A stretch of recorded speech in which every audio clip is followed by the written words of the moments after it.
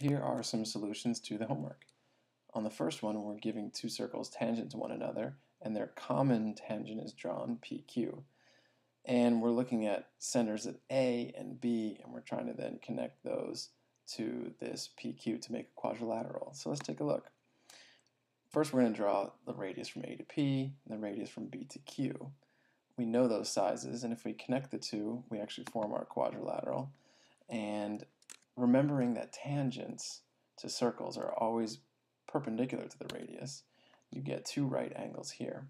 So if BQ is perpendicular to QP and AP is perpendicular to QP, that's going to make BQ and AP parallel. So this quadrilateral, in fact, is a trapezoid. Now, we know that the radius of the small circle is 4 and the radius of the large circle 9. That's given.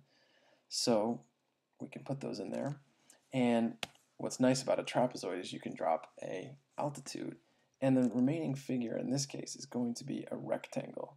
You have two right angles here. When you make an altitude, this right angle forces this last angle to be right. So you have a parallelogram here, and if you have a parallelogram there, that means opposite sides are equal.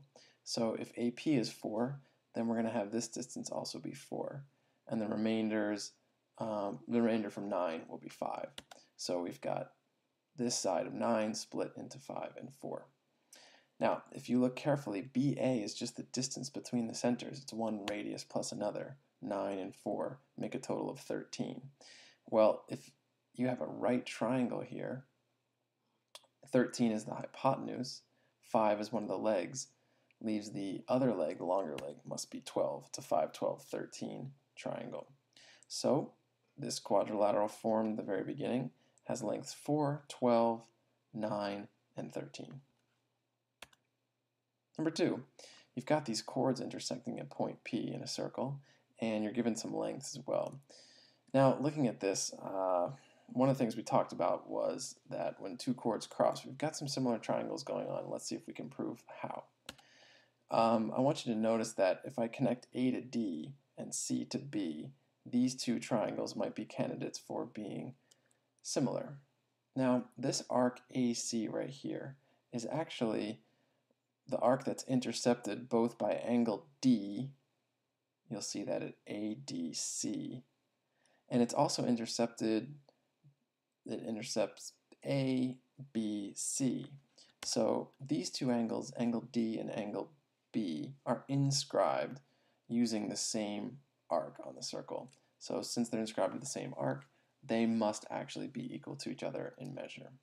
Don't forget you've got vertical angles in between here. So once we get two angles equal to each other, then we know the third angles must be equal. So ultimately what we're concluding is that APC, that triangle, actually that should be APD, excuse me, APD is similar to CPB. Now we can set up a ratio.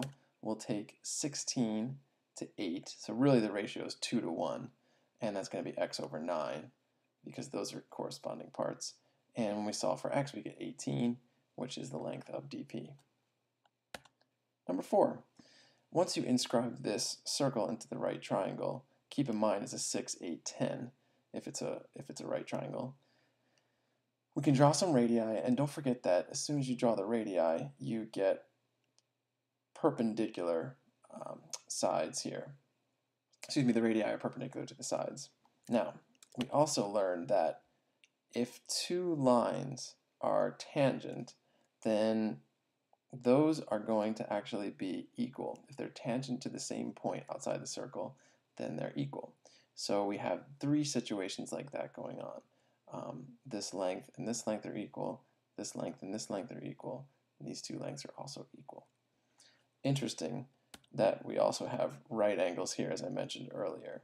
Well, if I've got 2 right angles here, and don't forget that this is a right triangle, then this forms a right angle here, which is going to make this thing a rectangle at the very least. And of course, in a rectangle, the opposite sides are equal, which is going to make these two sides equal. And of course, now I've got a square. It's basically a rhombus with 4 right angles, so it's a square. So if I can find the length of this outside piece here, then maybe I'll have the ability to get this length as well. In fact, I know I will. So let's see what we're going to do. So at this stage, what we're going to do is slowly kind of make some things like an x there. How about call that x, which means that if the two-tangent theorem holds, that's also going to be x. And this whole length here is 10, so the remainder from x is, or remainder from 10 is 10 minus x, and you have 10 minus x along the bottom here as well because those lengths are equal. Coming down here, if we call this length x, the leftovers from 6 is 6 minus x.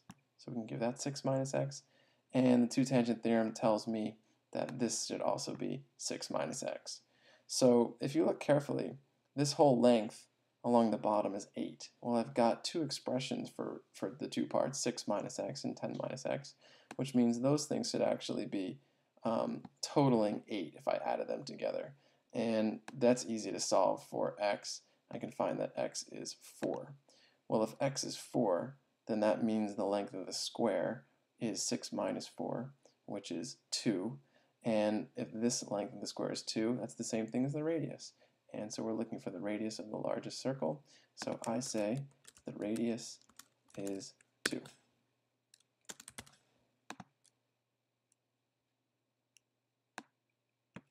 Some other quick things to remember: when two chords cross, the arcs that are intercepted, the minor arcs, if you average those minor arcs, that is actually the size of the angle created by those two intersecting chords. When you have two secant lines that meet at a point outside the circle, the size of that angle is half of the difference between the two arcs that are intercepted.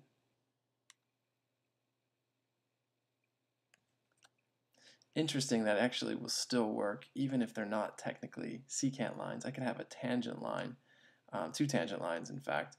The two arcs that are created actually, this one might be x. Really, if you think about it, the only other arc that's created is the major arc out here, so 360 minus x.